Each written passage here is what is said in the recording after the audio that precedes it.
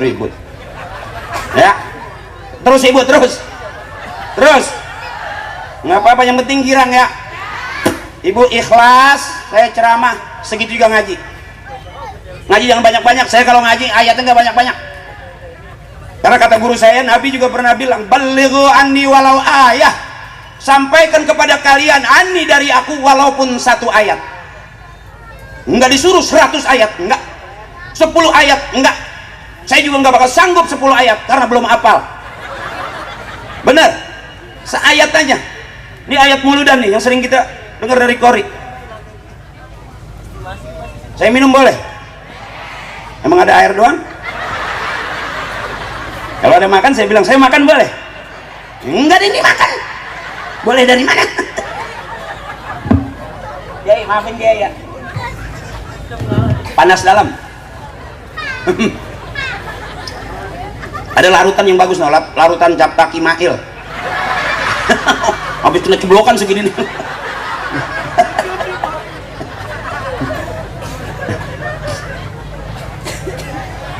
Ya, ngaji dulu. Mohon maaf saya agak terburu-buru karena saya pikir banyak pejabat-pejabat di belakang saya. Mohon ikhlas guru, ini saya bukan enggak hormat, ini kenapa saya duduk di depan, karena panitia nyiapinnya, bukan saya minta kursi, bukan. Saya juga sebetulnya kesinggung kalau ceramah dikasih kursi, perasaan udah tua bener. Kita mau pulang dikasih tongkat ya, makin udah gitu dijemput dituntun lagi ya. Itu yang ceramah yakin. Nih kalau disuruh sampai habis ganti kanebo basah ya. Jadi lo nggak pakai gelas lagi, kanebo aja isep-isep. Pantas banget di belakang ngomong itu Ustadz gila kali ya, isep-isep kanebo. Mohon ikhlas Kiai. Nah kalau mau ngaji sama Kiai, ada pengajian mingguan, ada pengajian bulanan sama Kiai. Ada Ustadz Kapi, ada Ustadz Hendy. Nah itu ngaji namanya. Kalau sama saya syiar, harus rame, lampunya harus terang. Syiar. Kalau gelap-gelapan bukan yang ngaji. Ya, ini terang, panggungnya gede, lihat foto saya gede. Udah MC berjejer no. Oh, MC juga paling pinggir tuh. Nggak kelihatan mukanya, bibir doang. Dia pelawak juga, beliau pelawak juga. Cuman belum kaya, bubar. Nah, kalau saya udah lama. Masih kenal kan Ibu Akri Patrio? Emak pasti ingat lah ya kan? Bener kan? Iya, yang main para pencari Tuhan, yang jadi Ustadz Ferry, yang jadi Ustadz takut banget sama bininya, itu aku.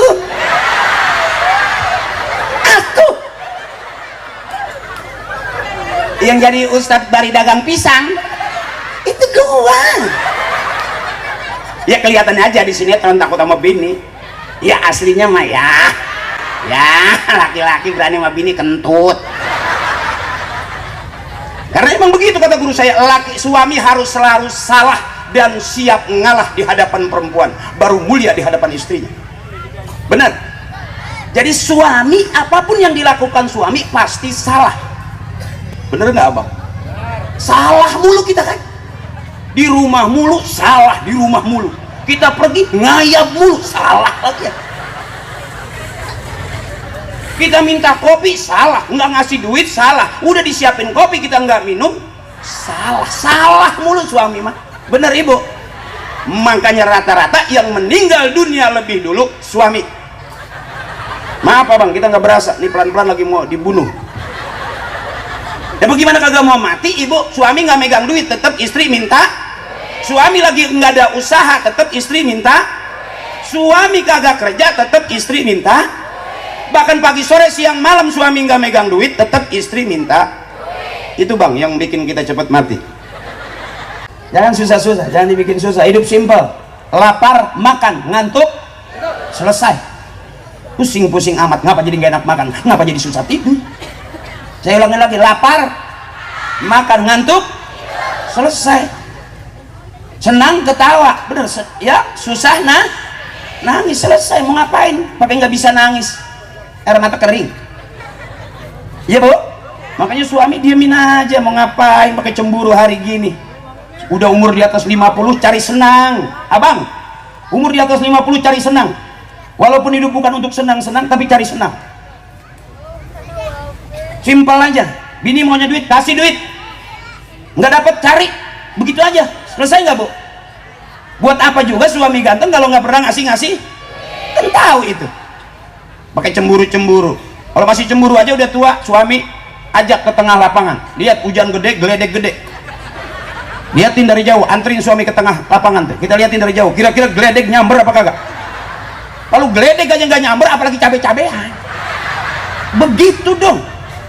Suami udah kagak ada duitnya, hitam dekil masih cemburuan aja. Cuman empok doang yang mau, kuntilanak aja gedeg. Laki-laki yang gak ada duitnya, perempuan mana yang depan jalan sekarang? Bener.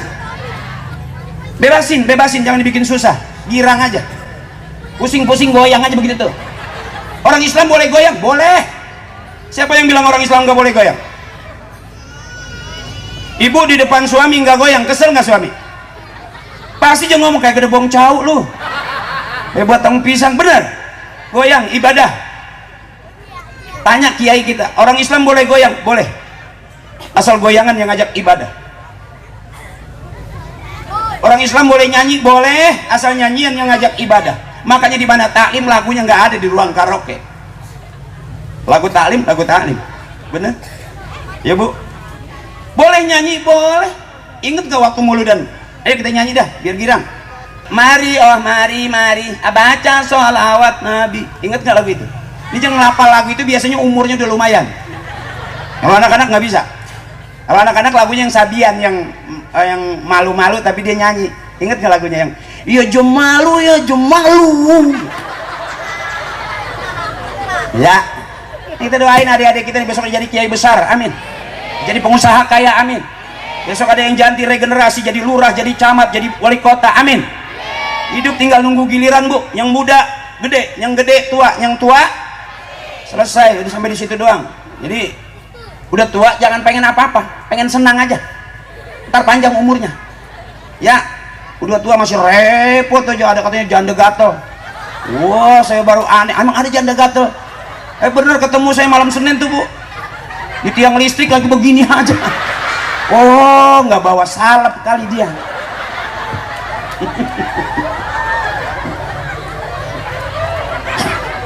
Ayo ibu, girang di rumah udah capek. Kita sama suami seharian nggak nyengir pisan. Depan saya nyengir biar girang. Kalau perlu ntar pulang depan pintu. Mau tidur, mau ke kamar mandi. Suami pasti ngomongnya dikit, PA bini gua. Gara-gara dengerin Haji Akri ceramah. Ayo mari, oh mari, baca sholawat Nabi. Mari baca sholawat Nabi agar kita semua mendapat syafaat dari Nabi Muhammad Rasul yang membawa amanat untuk para umat.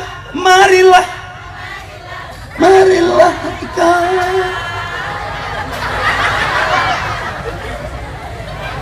Yang kaku-kaku mau ngapain sih? Umur di atas 50 abang, bener sopan di depan kiai, bener nggak salah. Tawadu kita di depan kiai, bener nggak salah. Kiai duduk 3 jam kuat, kita ngadepin kiai 3 jam. Umur udah di atas 60, kolesterol naik. Bener. Boleh geleng-geleng, boleh ngapa sih? Goyang boleh ngapa sih? Goyang juga ibadah. Ada goyang yang ngajak ibadah, ada. Lihat lagi zikir, goyang nggak? Illallah lah, ha illallah, la ilaha illallah. Goyang nggak itu? Boleh nggak? Ibadah bukan? Makanya kata orang tua dulu, goyangin kepala, kampung kita kering, kagak ada banjir. Coba bapak tanya, mana yang mantap bikin banjir? Yang digoyangin apanya coba? Yang paham nah, yang udah umur 40 ke sana. Ini yang sengketa sering banget bikin banjir. Untung pakai sendal nggak nyeblok. Ya. Goyangin kepalanya kata kiai. Insya Allah negeri kita aman, nggak ada banjir. Makanya orang tua dulu lihat. La ilaha illallah, la ilaha illallah, la ilaha illallah, la ilaha illallah, la ilaha illallah. Lihat emak kita kesel pegang dada, mau masak nggak punya beras, la ilaha illallah. Mau nyuci nggak punya sabun, la ilaha illallah. mau kondangan gak punya duit, la ilaha illallah. Suami gak pulang-pulang, la ilaha illallah. Bapak lu PA udah tahun urusan banyak gak pulang-pulang. Susah senang curhatnya ke Allah. Cakep gak itu? Ayo bu, kita masih audisi, siapa yang paling benar belum tentu aja. Bisa jadi yang ceramah takabur, yang dengerin ceramah tawadu, akhirnya yang dengerin duluan masuk surga. Yang ceramah nggak jelas ya, kita nggak bakal yakin bang masuk surga di ujung-ujung, nggak mungkin. Kenapa kita maulid? Karena orang tua kita maulid. Makanya simple, kalau pengen punya anak bisa ngaji, emak bapaknya kudu ngaji. Pengen punya anak rajin ke masjid, ibu bapaknya kudu rajin ke masjid. Pengen punya anak soleh, emak bapaknya kudu soleh. Nggak bisa kita sendirian. Kenapa kita maulid? Karena orang tua kita maulid. Ibu, saya bisa mimpin tahlil bukan karena saya udah ngelawak, enggak. Sebelum masih kecil saya bu udah diteng-teng sama orang tua saya.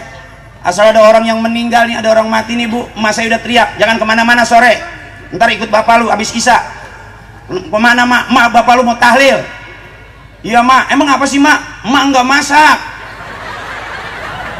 Cepetan begitu. Ntar kalau waktunya tahlil jangan duduk di belakang, kata emak saya, duduk deket kiai, di depan kiai duduknya. Emang apa mak? Lempengan itu makanan banyak.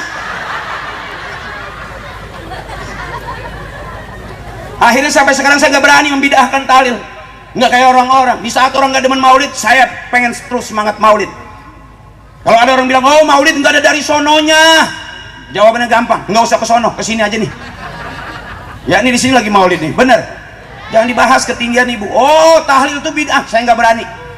Saya nggak berani membid'ahkan tahlil. Kenapa? Karena itu tempat jajanan saya. Kalau ada yang mati, emak saya udah ngomong, no ada yang mati lagi no, yang kemana-mana tuh, gitu.